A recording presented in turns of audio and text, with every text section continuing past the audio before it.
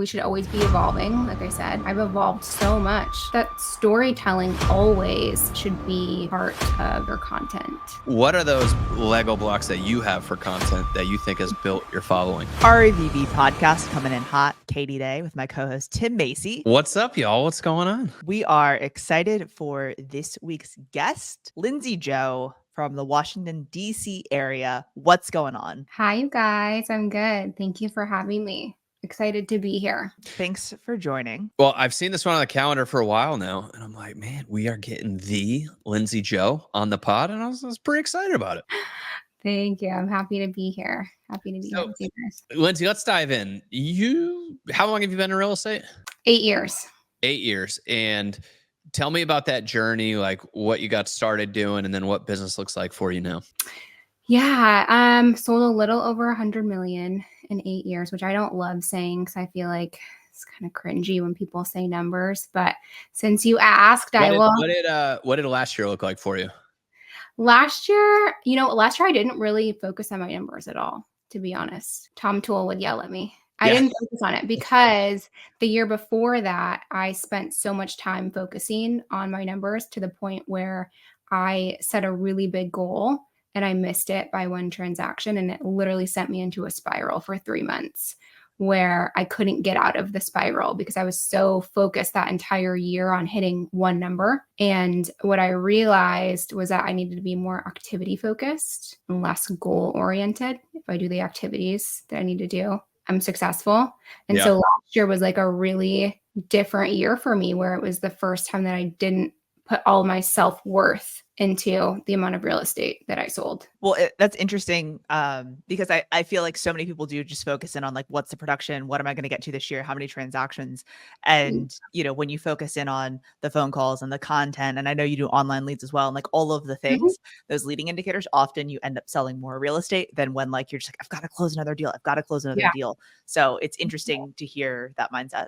Well, and I think Hormozy said something about it where if you focus on things you can't control, like it's easy to get knocked off a track. And so, focus on the things that you can do, which is the actions you take and not as much the outcomes. I also like that it's just an interesting point because I'm so good at not accomplishing my goals that I can't imagine letting that affect me that way because I never hit my numbers. So. It's so funny. I'm like very hard on myself. So it just really, it sent me into such a bad spiral. And for Tim, that's just like a daily basis thing. So he's like, I don't understand this at all. So, well, Lindsey, I'd like to dig in there because so much of social, there is a lot of other people's opinions around it. There's all this stuff that can make it easy to go into an emotional spiral. And so when it comes to a content perspective, when it comes to getting business on social media where you do get a lot of your business, like how do you tune out the noise that gets in everybody's head around making content? That's a good question. I think that I focus on who I'm serving. I focus on her, who I'm helping. I think that for a while, people's opinions really did kind of impact me. And it still does. Like it's still always going to sting a little bit. But I think if I can focus on like who I'm helping and who I'm serving, it's not as big of a blow, if that makes sense. I love that because I do know we have a lot of opinions in our industry. And, I went to my dentist office the other day and I'm like, I wonder if they deal with the opinions of like other dentists in San Antonio that have opinion on their content or their business or how many clients they have. And I think it's just like a weird thing as agents is how much we judge other agents. And so I just talk to a lot of our people who I can tell a lot of their decision on what to post and how they post it is like driven by what they think other agents are going to think of them. And so it's just it's like a funny thing we have to navigate. Yeah. I think there's so much of that like hustle culture and grind culture. And I've always tried to really stay away from that kind of content where you're like showcasing so much of your wins all the time. But I did start to kind of develop a reputation of just a real estate influencer where people were thinking I wasn't busy with real estate and I wasn't closing deals because I wasn't posting about it. And I actually talked about it with Katie quite a bit, like, thinking about switching up my content wouldn't be able to come to me if they were struggling, because that's really what I do care about, you know? And Katie told me it doesn't have to be one thing or the other. You can still sprinkle in what you want to sprinkle in. And I did realize, like, I do want to be a good example for agents as well. So I am really evolving and really shifting my content recently to showcase more real estate. And, you know, we'll see how it goes. I think we should always be evolving. We should always be changing, because if we're not, we can get stuck in a content rut and we're just posting the same thing over and over and over again, and we're not evolving and we're not growing. Well, and frequently when you're posting the same thing over and over and over again, people then just recognize it. And when they see a certain thing, they're just like, oh, yep, another video. Oh, yep, another video. Maybe they like it. Maybe they don't. They just keep scrolling. And so, you know, I think adding in additional kind of pillars of content or adding in different styles of content. One thing that I love about the real estate content that you're highlighting now on your page, it's not like, hey, look at me, I just sold another home. The most recent just sold post you did was the dog narrating the video, which was cute. I did think, I was like, you know, a lab should have like a distinguished voice, but he was only 3 years old, so I totally get that it was like a kid's voice. So I guess I'm okay with it.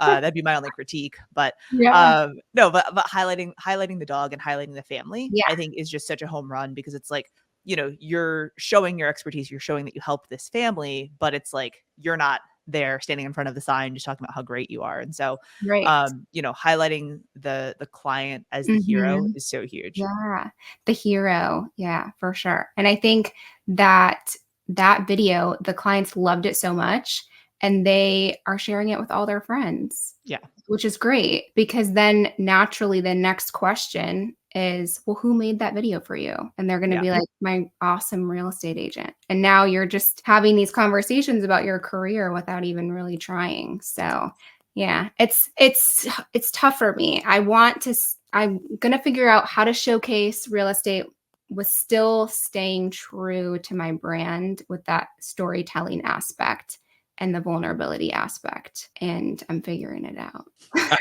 I love that. I think I love hearing the people that seem like they figured it out are always the ones that are still figuring it out, because still figuring it out is the thing. Like, I think if we ever have anybody on here, like, I figured it out, like, I know exactly what to post and what to do. They're full of shit.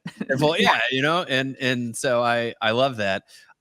You've been able to build a following, so followers and everything else is great, but a very connected following. So you have people that freaking love your stuff and really love following your page and feel like they're very close to you. And so when I think about your content, I think a lot of agents do a lot of different stuff. Well, you seem to have cultivated community in a way that I don't see many people do. And so what do you think are the things that really drive that? I love that. That's like the best compliment I think I've ever received, because that's really what I care so much about, is to create that community of agents that really feel connected to me and feel like they can come to me if they're struggling or need advice. So I think the first part of that is like not faking it. I think a lot of times agents want to fake the community, or they want to fake that they care. So you can't fake it. You actually have to care, because people can tell. And then another thing that I do is I always make a point to respond to anybody who has reached out to me within 24 hours. So if somebody DMs me, I will respond to them within 24 hours with either a voice memo or a DM back. And I'm always the last person to leave the DMs. So if I'm doing a poll, challenge accepted. I was going to say, don't put that out publicly. I am. I've been this way for like a little over a year. I'm always the last person to leave. It just like fills my cup talking to agents, honestly. Like, I think sometimes people think, you know, it's like tedious and boring, and how do you make time Katie's for DMing that? you. Katie's DMing you right now to see if you'll DM her back. And she's the DM wrote the back and forth. I am focused on this podcast, Tim. I'm not sending DMs, sir, because I'm engaged. So I want to shift gears a little bit. And so I know you're a BAM contributor and content creator and all of the things. And so one of the things that you do with BAM is you put out a weekly article, right? And so, you know, that's where, like, when Tim and I were talking about the direction in which like this pod was going to go, like there are so many different directions, because I feel like, you know, you're doing so much more research on marketing stuff. You're then testing it out on your own page. You're, doing these things. What do you feel like in today's market are some of the top things that agents should be doing that are kind of slept on, like that they're not, that is easy to implement and they should be doing? Good question. I think probably a little bit of what we talked about, Katie, when I was on your podcast last time, the systems behind Instagram. We should always be really trying to build that email list from our Instagram following.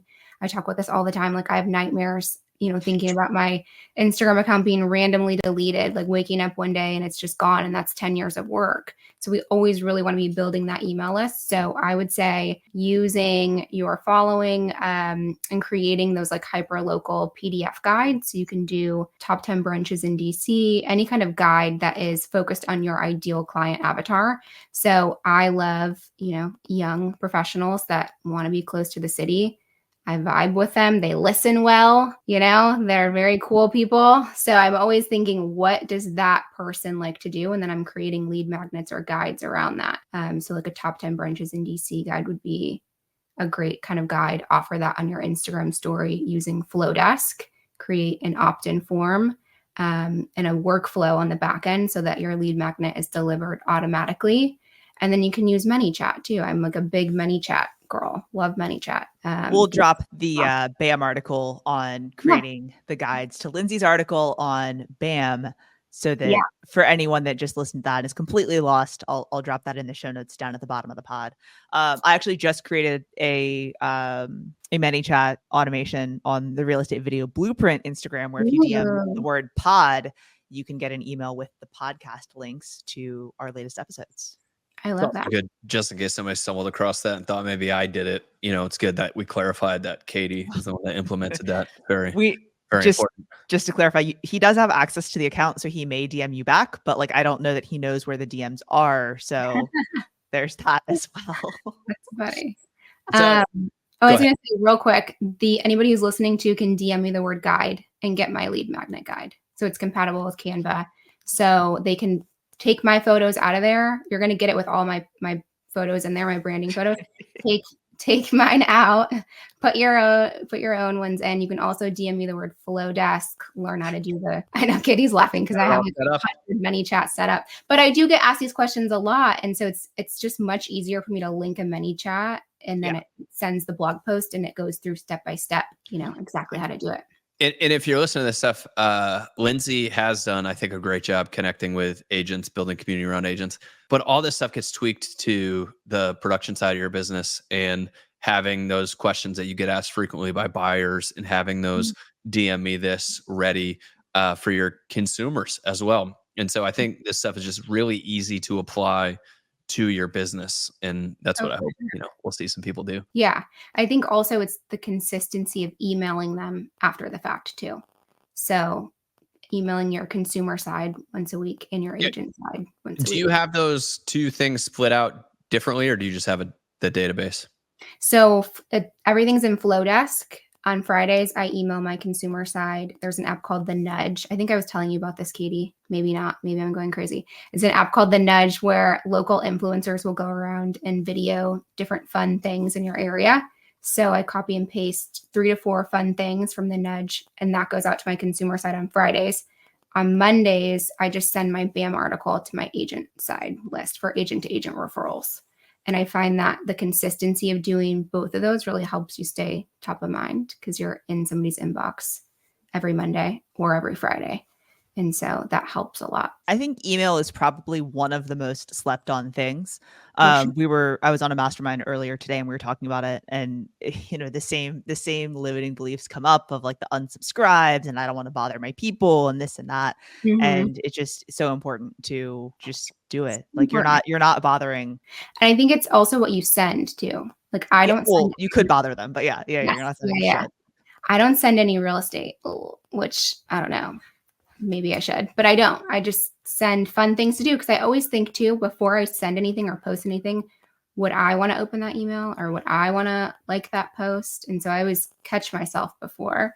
And so I would want to open a fun email about rainbow lattes in Northeast DC and fun things to do. One thing I would push back on a little bit is that like we get so many emails. And so if you are looking for the fun thing to do, like, great, I think a lot of your database will click on that.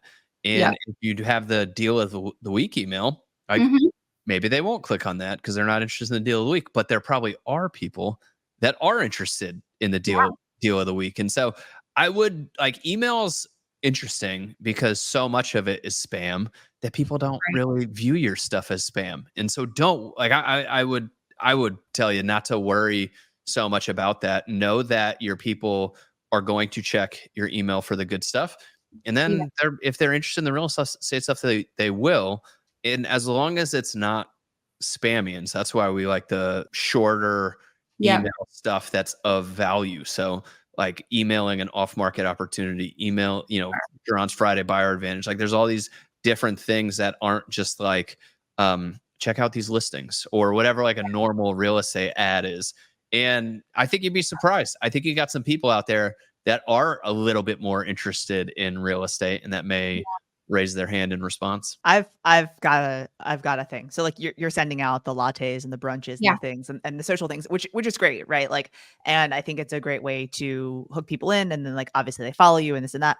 I think though that you should do an opt-in on your email of like, hey, I also send out a deal of the week of like my favorite property in DC every single week. Opt in here, and then have them re-opt in to be a segment of your thing and send out a deal of the week. Cause like the deal of the week thing, like it just every single person that implements it and starts doing it on a regular basis is like, holy shit, this actually works. Like I just got 6 hand raises. Oh man, I just got a listing appointment. Oh, I did this, I did that, And so I would challenge you to like segment out your audience and like, if you don't want to spam them or don't, you want to keep it fun and light. And like them when they think real estate, they're like, oh yeah, Lindsay's been emailing me every week with like fun stuff. This is the person. She also does real estate things. Like I would maybe not to put more work on you, but I would create a subset of your audience of the people that want to opt in. Because I think people that are our age-ish, like either like, oh, I can't afford to live and I can't afford to buy, or like maybe they already have something and they're looking for something else. So I think that there's opportunity in that for sure. Yeah. I like that. That's super smart. That would be my thing. I'm sorry. I'm still stuck. Lindsay brought up email, so I feel like this is permission to talk about email. I love the PS too at the end of the message. So like most of our emails are training stuff, right? Because it's agent. So like what training we have this week. And I always love the responses I get from the PS stuff. Like we have PS, let me know about the discount code for REVB. And then I get all these people hit me up for a discount code for REVB. I'm like, I didn't know all these people wanted to buy tickets for REVB. I didn't know they didn't already see the discount codes. I feel like we posted everywhere. Like you give, like, here's all the stuff that's going on this week. PS, I got an off-market property that's going to hit the market in 2 weeks. So you'll be surprised by the amount of people that are like, ooh, I want the info. If you give people an opportunity for a hand raise. And so I think every email should give people the opportunity to raise their hand, and not like a scammy call to action. Like I don't have to go into them. We know what they are, but just like a PS, hey, if you want this, just shoot me a reply, or reply with, if you're going to do any of this week, like reply with what activity you're going to do this weekend. Maybe I'll see you at one of them, like whatever it is, but give the people an easy opportunity to hit that reply button. No, stop trying to one up me. Like you literally just repeated what I said, but just repeated it as a PS. No, it's different. It was better. It's way better. After I made the thought, like it would have been one thing if you would have been like, hey, Lindsay, this is a great way for you to implement more real estate into something that you're already doing. We're building, Katie. We build on thoughts. So Lindsay says something, and then it's like a Lego block almost, Tim. Yeah, it's like a Lego block. Oh my gosh. Yeah. But I'm like the base, and then you're like the little ones that are like the skinny, like 2 ones, that you used to use as like the little top part of the castle. Yeah. I've made a Lego or two in That's my right. day. Lindsay, have you ever built Legos? No.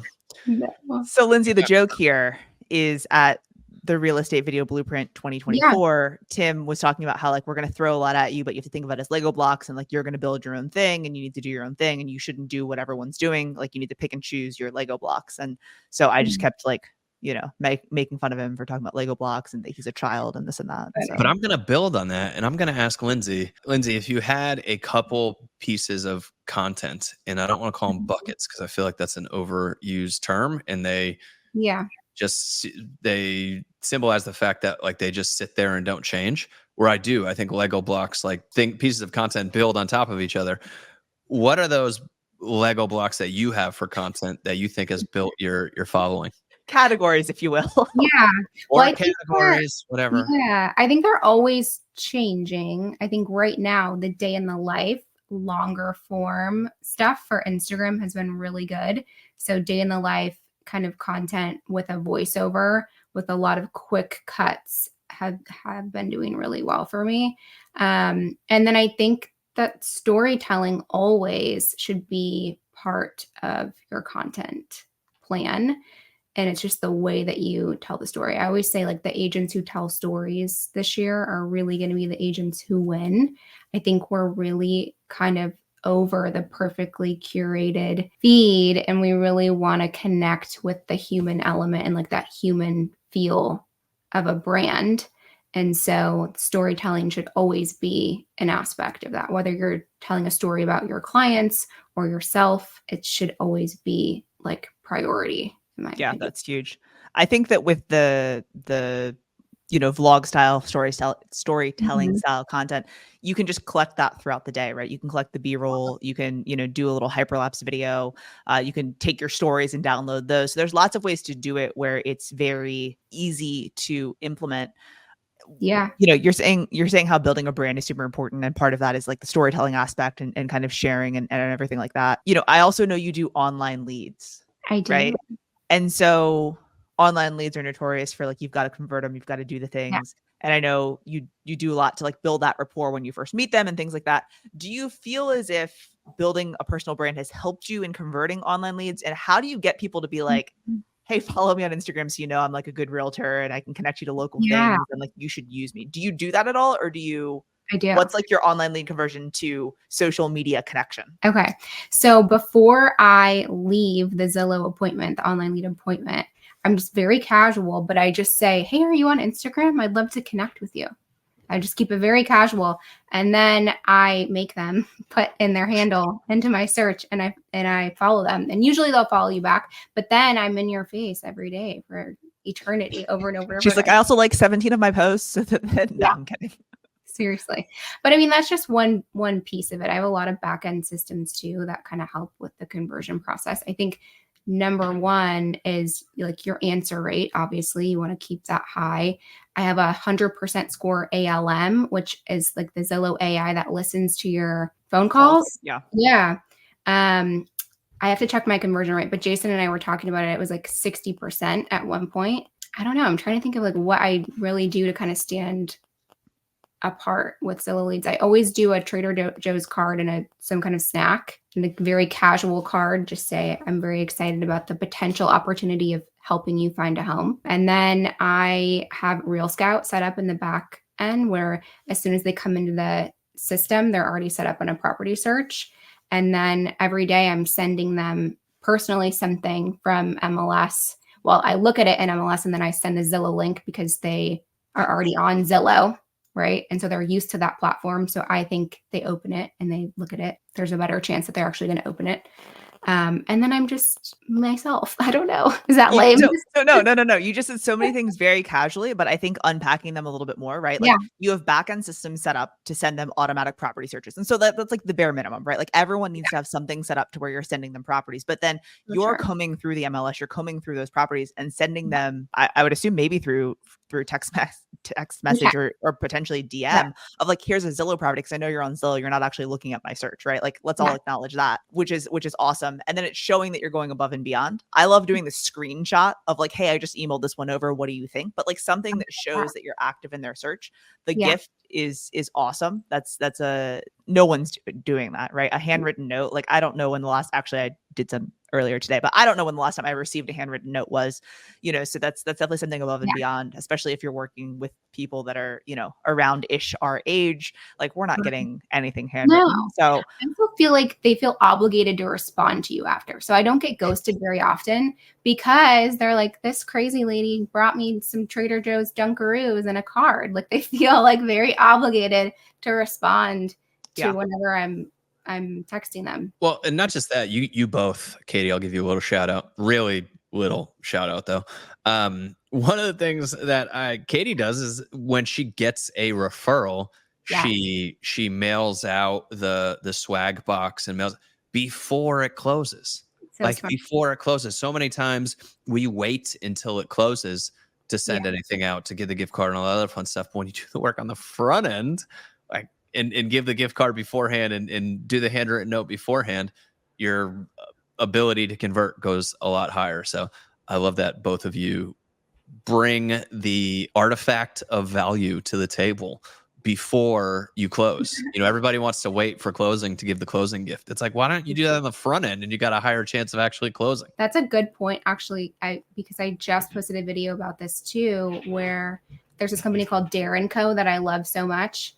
And I sent a $20 like little gift box to these buyers that I was trying to convert, who had been touring homes with another agent.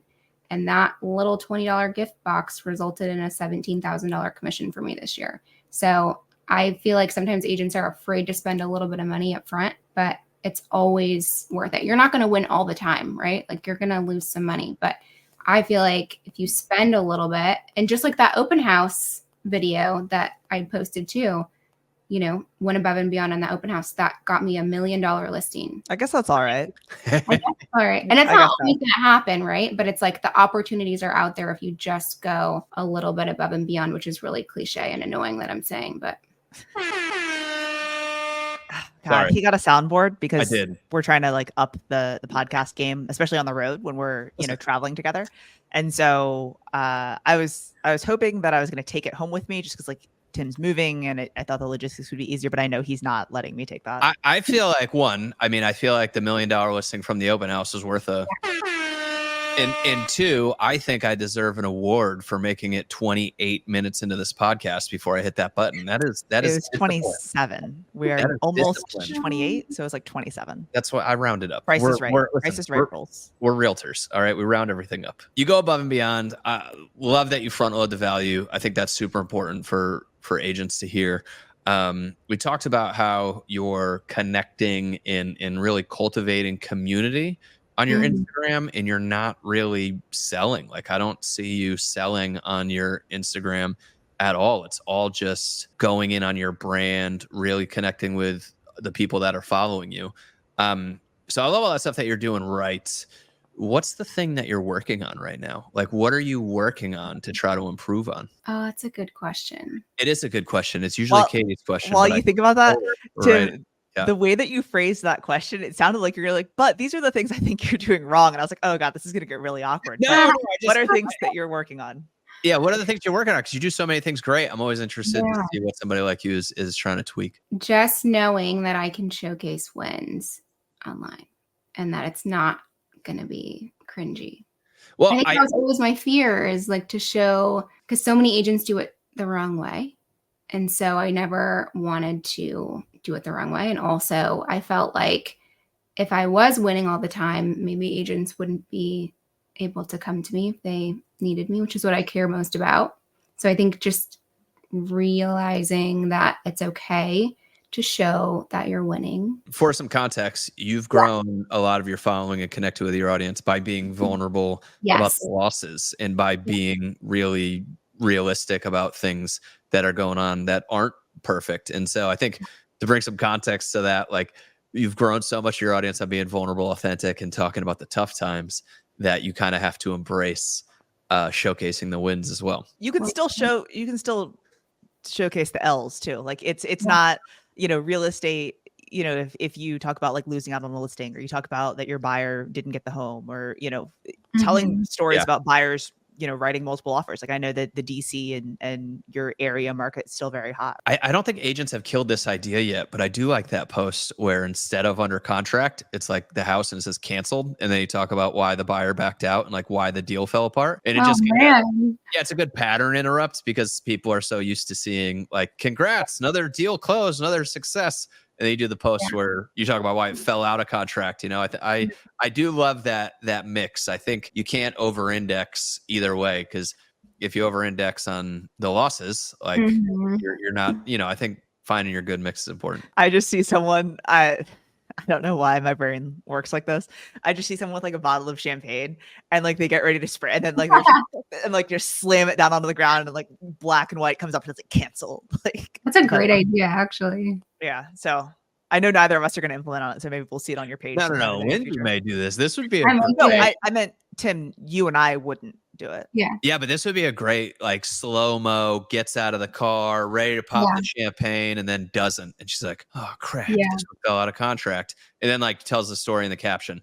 Like I love that type of thing, would be like such a good switch up for your audience. That could crush. Yeah. No, I like that idea. I still like mine of slamming a bottle of like Andre down onto the ground and it exploding, and it's got to be Andre because I didn't. Oh yeah, no, I'm not taking anything expensive. I've been getting the expensive ones. People have been DMing me like, "Girl, you gotta get the Andre." Yeah, just you go buy a case of Andre for like the champagne sprays, and you just kind of turn it so you can't see the label, and then you know, for the closing gift or the whatever, that's when you break out the expensive stuff. I mean, literally, you just have one bottle of Dom that you show in the B-roll, and then you go spray something else nobody knows. These are the type of tactics that you get on the REVB podcast. Tim's like, I have one bottle of Dom I bought in 1992, and it's empty, and I fill it with Andre. And smart, right? So smart. All right, Lindsey, what tactics can you actually tell agents about other than filling up? As we've devolved into all this stuff. Tactics about what? Exactly. No, I guess I like the lead gen. So what are things, because Tim keeps saying like you're not selling on your page, you know, you're very informational, you're there to provide value, whether it's to agents or consumers, right? And so what are ways that you're getting people to like, okay, you're sending them brunches, you're sending them lattes, you're sending them this, you're sending them that. How are you getting them to then transact? Are they just coming to you and like you put out so much content and you do so many things that it just you've built that brand over time? Or do you have like subtle things that you're doing as far as a call to action that's getting them in your DMs? I think it's a mix of just the consistency of the emails and just the brand that I've built over time. I've had a lot of people reach out and say like, you look like a very fun realtor, you know, like when we purchase in June, we really want you to represent us. So I think showcasing like that fun aspect for sure. And just like the consistency of the emails, I think also really help as well every Friday. Would you say your vibe has attracted your tribe? And I said that fun, but I'm serious in that. Yeah. Do you think that your avatar of a client that is reaching out to you is a little bit of a result of the social media content you're putting out there? 100%. Yeah, 100%. I'm not the agent for everybody, and really that's fine. It does not matter to me. Like I'd rather spare the pain. If you're a pain in my ass, I'd rather not make the commission, to be honest, which it's, you know. Well, and I love that you say that, because I don't think people are looking for the agent for them. You know, and so if you have that type of content that turns away people that you're not the agent for, you're much more likely to get the right type of person reaching out to you. For sure. I mean, I posted like a selfie yesterday of me crying on my Instagram story, and then made a joke after, and then made another joke about a BAM article. You know what I mean? Like I'm not everybody's cup of tea in terms of a realtor. But that's okay, because I feel like the people that I do attract really do love me and really do want to work with me, and they're very similar in terms of personalities, and it's not like that weird kind of feeling where you feel like you can't be yourself around them. They've watched you for a whole year and they've seen everything that you've done, so when you do, you know, finally meet up with them, it's like a much easier conversation, if that makes sense. Significantly, for sure. And you mentioned something earlier, you know, when you were talking about the emails that you're sending out and the content you're putting out, you're like, it's for her. And so can you describe to me what your ideal client looks like? So when I say it's who they are, Tim made a weird face. I don't. Yeah. What do they look like? That seems a little, you know. As soon as the words left my mouth, I wanted to pull them back in. Is it like they have great hairstyles like I do and great senses of fashion? That's what I'm thinking. I'm going to mute you. Okay. Lindsey, can you describe your client avatar? So when I say it's for her, I really mean more the agent side. Okay. But I will say I've gotten a ton of agent to agent referrals this year that have already closed, like a lot. So when I say it's for her, it's like who I really needed in 2022. Like a lot of you guys who are listening, and I think both of you guys know about my mom and how she was diagnosed with Alzheimer's in 2022, and it was like a really rough year for me. I was scrolling social and feeling really sad, feeling like, it's just a bunch of wins all the time. And so I didn't know really like who to go to for help. And so now I need to be the agent that I really needed during that time, like during that time of 2022. Yeah. So when I say it's for her, it's that other agent that was like me, that was sad on social, and feeling like she didn't have anybody to reach out to or go to for help. Well, what I like about what you just said is you have someone in mind for your social media. And we talk about this all the time, Katie. It's like, who's your audience? Who's your audience? Who's your audience? What Lindsey just said is probably the most succinct, clear answer we've ever gotten for somebody of like, who's your audience? It's who I wish was posting for me when I was going through that tough time. Like, that's amazing. I think that same type of mentality around the content of, man, who's my audience? My audience is that people. Well, I just remember when we were buying our first house, like I had no idea what I was doing. Was no idea what was going on. And okay, that would be our audience. Like that's the person. I wish somebody was making the content for us back then. Like really identifying that audience, which you just said to me was probably the most impactful thing. Yeah. Well, I'm passionate about. It's Ed Milet, I think, right? That says that like the person that you're most equipped to help is the person you once were, or that kind of thing. And so I think that rings true and shows in your content. And so I would encourage you, Lindsey, to continue to post some of your wins and continue to post your expertise and things like that. And I think everything that I've seen from you, none of it comes off as braggy, right? It all comes off as you sharing what you're doing and sharing what works. Well, and here's the thing, it may come off braggy, but not to the people that matter. Like we get so caught up in what people may think about our content who aren't the ones that are driving our business and helping support our business and our families. So that is the thing too, because I've yet to be in one of the girl walk announcement videos, which is fine. I'm dealing with that. But hey, look, girl walk. Right? Maybe some people don't like those videos, and guess what? Those people are the audience, so who cares? And so, there's tons of people that hate those videos. There are people that have made videos making fun of those videos to be assholes. And you know what I say to that? You actually don't want to know what I say to that. But I mean, it's just they're not your people. So who cares? Tim's just jealous. Listen, we do care. Sometimes we let those people's opinions get into our head. But what am I jealous of, Katie? Go ahead. True. That you haven't been invited to a hot girl walk. Yes. I know. Still, yes. That is the root of it. But it's better to have people jealous they're not in your content than that's not a bad problem to have. Well, I think also, Eric has been great. He's always telling me like your content should strike a nerve. If it's not, like you're doing something wrong, if it doesn't create conversations. And so it's a big eye opener for me too, that, people are going to make fun of you, and it is what it is. You can't please everybody. But yeah, I do want to make the hot girl walk happen with you soon, Tim. All right. You heard it here on the pod. I am, I got to get like a 1999 Honda Civic or some beat up car though. It's got to be hoopty. To jump out of, but yeah, for sure. I'm in.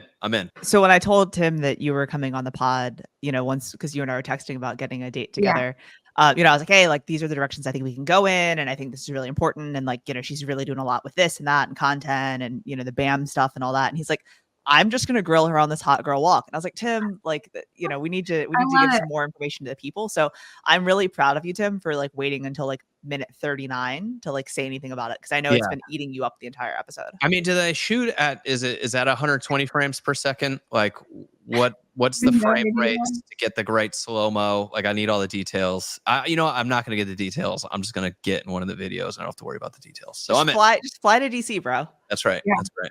Everyone else is on here. Everybody else is taking the time to fly. All right. Well, Lindsey, now that we've hit on the most important topic, which is the hot girl walk, what else do you think is important that you leave agents with that are listening to this, that are maybe putting out content that they feel like could be doing better? Like what's your main message to get across to the people? That's a tough question. I don't know. I actually just forgot the question. Could you tell me again? Sorry. What do you want to leave people with? You've got people listening to this that are looking to get more out of Instagram, to get more out of their content. And like, what do you think the thing is to make that happen? I wish I had something like super profound to say. I think that we should always be evolving. Like I said, I've evolved so much from the time that I even started creating content a year and a half ago. Like a year and a half ago, I was at 1,800 followers, and I used to go on podcasts and I would say, I'm the funny girl. I'm the silly girl, because there's nobody funny or silly, that's doing like silly stuff as a woman in real estate. And then that developed into, well, no, it's just really more being your authentic self. And then it was more like that vulnerable kind of side. And now it's shifting again into showcasing more real estate content. And like, Katie, you're the one that encouraged me to share day in the life stuff. That video that you told me to post has over 78,000 views, almost 3,000 shares, got me a little over 1,000 new followers. So I think we should always be evolving. Our content should always be evolving. Don't get stuck in one type of content bucket is what I would Evolution is very important. And I think your authenticity shows through as well. If that's the message of the whole pod, I love it, which is authenticity, and then always figuring it out and always adapting and not sitting complacent with the content you're making. All right. Well, Lindsey, I just wanted to thank you for taking time out of your day to come on the REVB podcast. We really appreciate you. And we appreciate like all that content you're putting out and your just willingness to give back to the community. Thanks for having me, you guys. All right. We'll see you on the next episode, everybody.